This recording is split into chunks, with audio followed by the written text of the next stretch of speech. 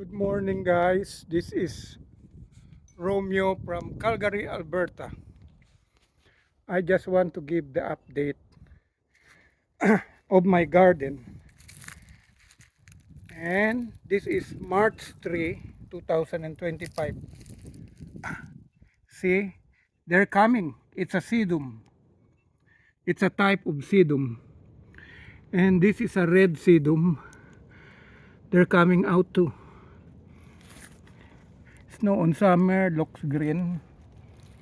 And this is primula. Yellow primula. Oh, one is yellow, one is pink. Maybe this is the yellow, this is the pink one. Primula. And this is the yellow sedum. And this is a blue sedum. They're coming out too. Yeah, they're coming out. And this is a dianthus. They're coming. And this is a perennial sedum too. Coming out. Now, this is white dianthus. And and pink flower dianthus. They already look green. Yeah, this is bluebells. And that is primrose. And this is a type.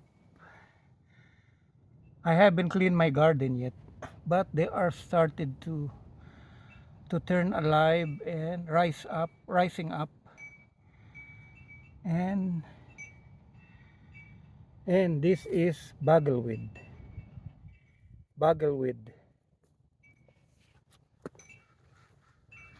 And this is Veronica. They call it Veronica ground cover. It's a blue flower. And this is sea trip. There still have some snow. And this is rockcress, and this is sweet williams. They all looking green. They like to rise up.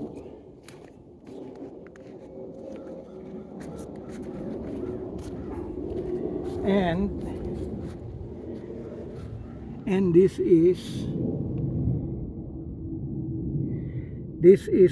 how do you call that? Perennial poppy, orange flower. And this is a perennial poppy, red flower. And this is Helenium hoopsii. Yeah, that is Helenium hoopsii.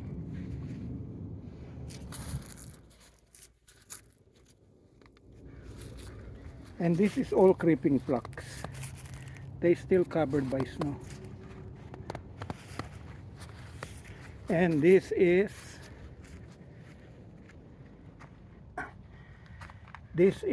creeping time.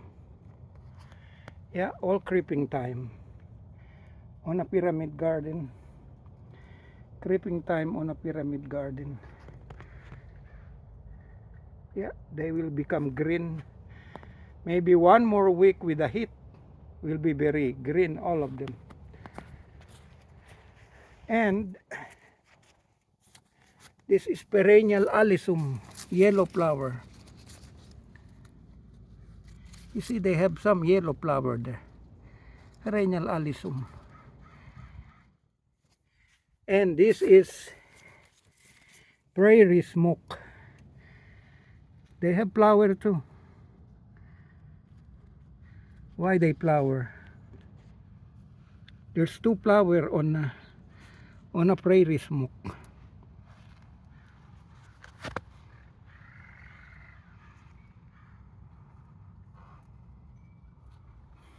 And those irises they're trying to rise up. You see the green. They are trying to rise up, all of them. And this is a beautiful sedum.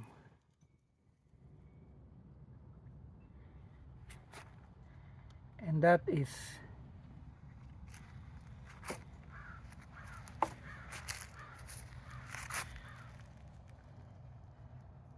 the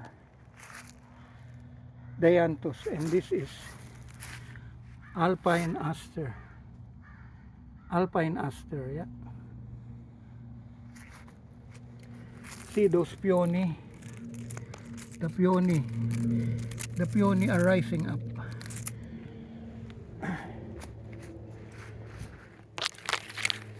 There's still snow. Yeah, painted daisy are rising. Yeah.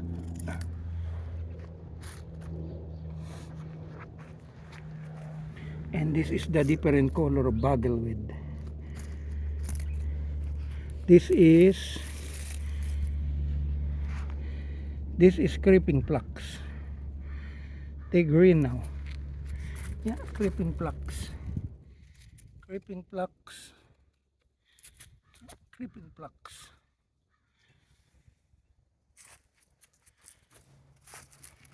Double flower hollyhocks.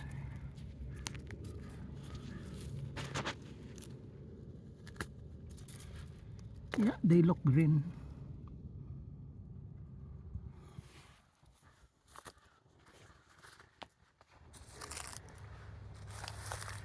And this is Maltese cross. Yeah, all the green is there. Yeah. And see the creeping Jenny. Creeping Jenny are started to turn green. Yeah, that's creeping Jenny. Yeah, this is the yellow creeping Jenny. And that is the green creeping Jenny. Green and yellow. And this is variegated Jacob's ladder. That's Dianthus. This is Ceturp, pink flower. And this is Lamium.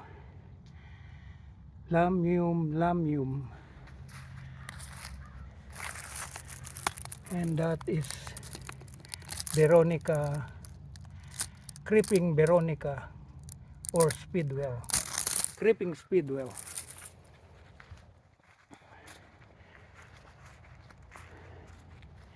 And this is a upright phlox. They're rising. See the phlox are rising up. You see how many green are coming up.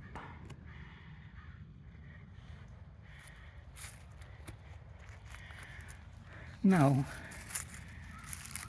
can't remember what is this.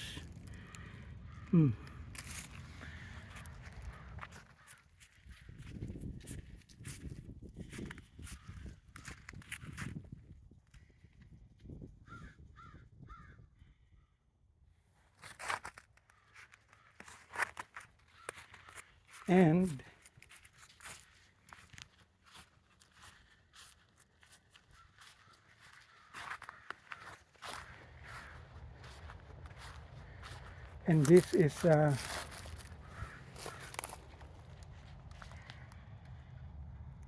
don't know, some people call it bachelor boron, but I think that's not bachelor boron.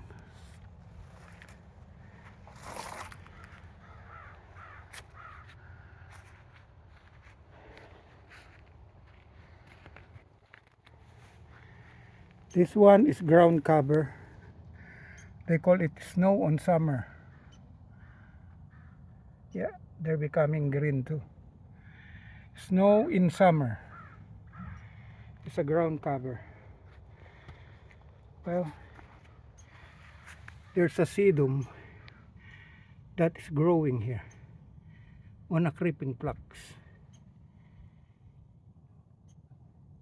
They just grow there. I didn't plant that one. And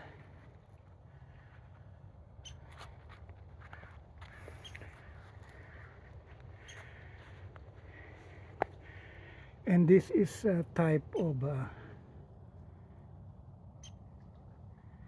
bluebell. It's a creeping bluebell. I think it's a white color.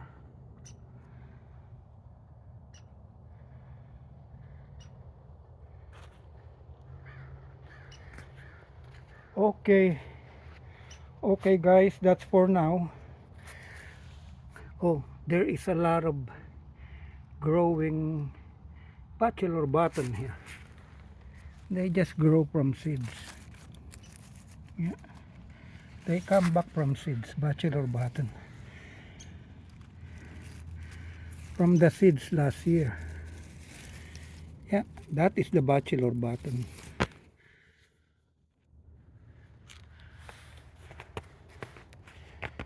And creeping flux again. Green, but that one is a white color creeping flux.